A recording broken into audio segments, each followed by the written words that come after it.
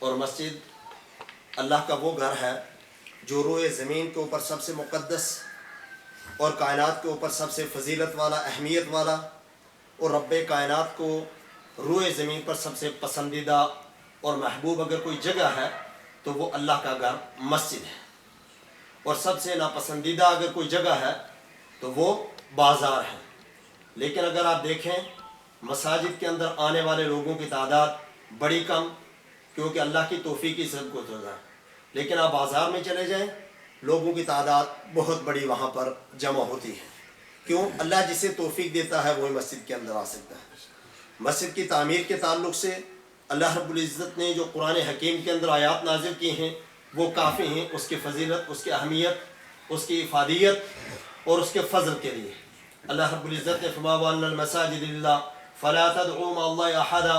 مسجدیں صرف اللہ کا گھر اور مساجد وہ گھر ہیں جہاں اللہ کے علاوہ کسی کو پکارا نہیں جاتا ہے۔ وہاں اگر پکارا جاتا ہے تو صرف رب واحد کو پکارا جاتا ہے۔ دیگر جگہوں کے اوپر، دیگر مکانات کے اوپر اور دیگر مقامات کے اوپر اگر آپ دیکھیں وہاں بھی یہ شائبہ موجود رہتا ہے کہ شاید اللہ کے علاوہ بھی کسی کو پکارا جائے، لیکن جو بندہ مسجد کے اندر آ گیا تو وہ صرف رب کو پکارتا ہے، وہ اس کی ثنا، اس کی تعریف بیان کرتا ہے، اور اس کی تعریف بیان کرتے ہوئے کہتا ہے الحمدللہ رب العالمین الرحمن الرحیم مالک یوم الدین۔ وہ اس رب کی بڑائی بیان کرتا ہے، قیام کے اندر بھی، رکوع کے اندر بھی، سجدے کے اندر بھی، تشہد کے اندر بھی جو دعائیں کرتا ہے صرف رب کائنات سے کرتا ہے۔ کیوں؟ وَأَنَّ الْمَسَاجِدَ لِلَّهِ فَلَا تَدْعُوا مَعَ اللَّهِ أَحَدًا، مسجد کی فضیلت کے اتنا ہی کافی۔ رسول اللہ صلی اللہ علیہ وسلم کا یہ فرمان من بنا للہ مسجدا بنى اللہ لہ بیتا فی الجنہ، جو اللہ کے لیے گھر، اللہ کے گھر کی تعمیر کرتا ہے اللہ رب العزت اس کے لیے جنت کے اندر گھر اور محل تعمیر کر دیتا ہے۔ رسول اللہ صلی اللہ علیہ وسلم کا یہ فرمان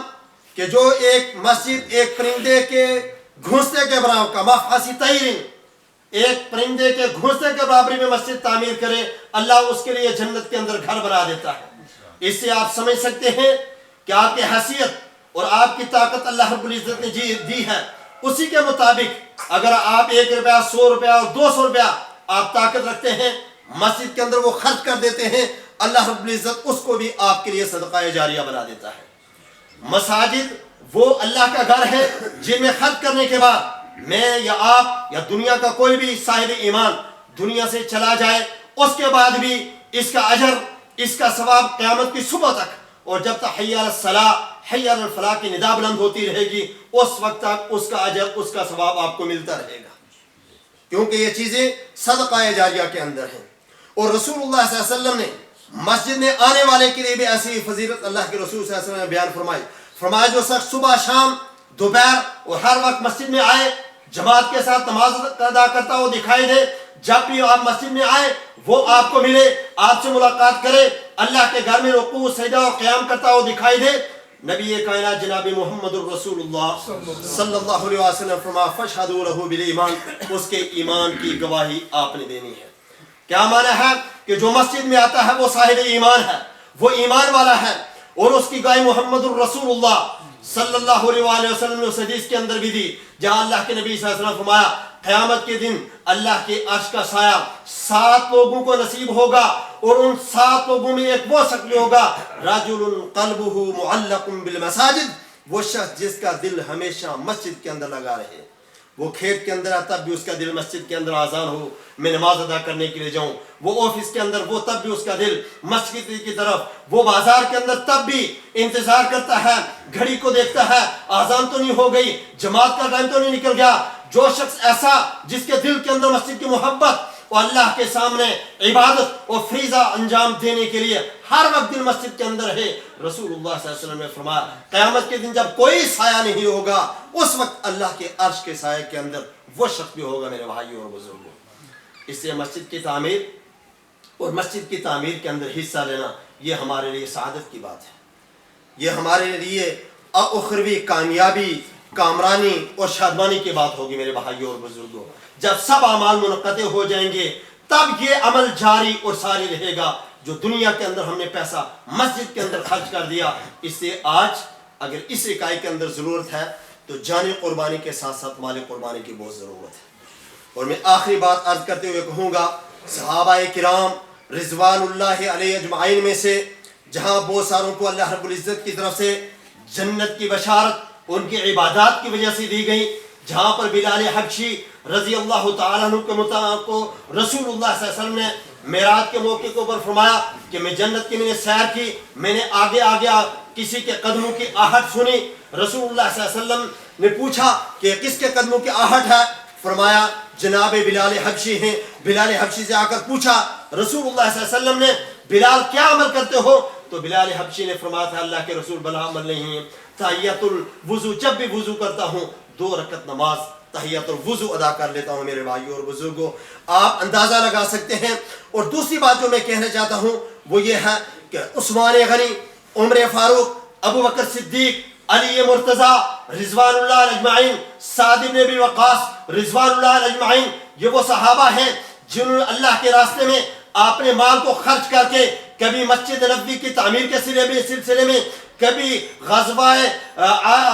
اسرہ میں اپنے مال کو انفاق فی سبیل اللہ کے کرنے میں، کبھی مدینہ کے اندر میٹھا پانی خریدنے کے لیے عثمان غنی رضی اللہ تعالیٰ عنہ نے اپنے دولت میں سے پورے کنویں کو، آدھے کنویں کو، پھر پورے کنویں کو خریدا۔ رسول اللہ صلی اللہ علیہ وسلم نے بعض مورخین نے کہا 11 مرتبہ، بعض نے کہا 22 مرتبہ عثمان غنی کو جو جنت کی بشارت رسول اللہ صلی اللہ علیہ وسلم نے دیا، اس میں سے اگر اکثر آپ احادیث کے اندر دیکھیں انفاق فی سبیل اللہ کی وجہ سے، انفاق فی سبیل اللہ کی وجہ سے۔ صرف مسجد نبوی کے منبر کے اوپر ایک ہی موقع کے اوپر رسول اللہ صلی اللہ علیہ وسلم نے 8 مرتبہ عثمان غنی کو جنت کی بشارت دی ہے، اور وہ جنت کی بشارت انفاق فی سبیل اللہ کی وجہ سے۔ میرے بھائی اور بزرگ، آپ اس وقت کو یاد کریں جب رسول اللہ صلی اللہ علیہ وسلم نے مسجد نبوی میں بیٹھ کر، منبر نبوی کے اوپر بیٹھ کر عثمان غنی اور صحابہ کے سامنے کہا اللہ کے راستے میں جو مال خرچ کرے گا، اونٹ دے، گھوڑے دے، میں محمد الرسول اللہ سے جنت کی بشارت دیتا ہوں۔ عثمان غنی جب ایک موقع پر 1000 دینار لے کر اپنی جھولی کے اندر آئے تھے، آپ اس وقت کو یاد کریں، آنکھیں بند کر کے دیکھیں کیسا وقت ہوگا، صحابہ بیٹھے ہوئے، رسول اللہ صلی اللہ علیہ وسلم تشریف فرما ہے، عثمان غنی تشریف لائے اور جھولی کے اندر 1000 دینار ہیں۔ اللہ کے نبی صلی اللہ علیہ وسلم نے اپنی جھولی پھیلائی، عثمان غنی نے آ کر وہ دینار رکھے، نبی صلی اللہ علیہ وسلم ان دیناروں کو الٹ پلٹ کرتے جا رہے ہیں۔ جبریل امین آئے اور فرمایا اللہ کے رسول صلی اللہ علیہ وسلم عثمان غنی کو فرما دیجئے اگر آج کے بعد کوئی بھی عمل نہ کریں تب بھی عثمان کو جنت سے کوئی روک نہیں سکتا ہے۔ میرے بھائیوں اور بزرگوں،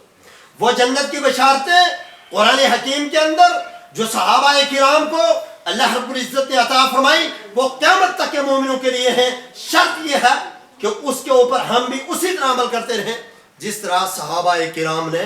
عمل کیا تھا،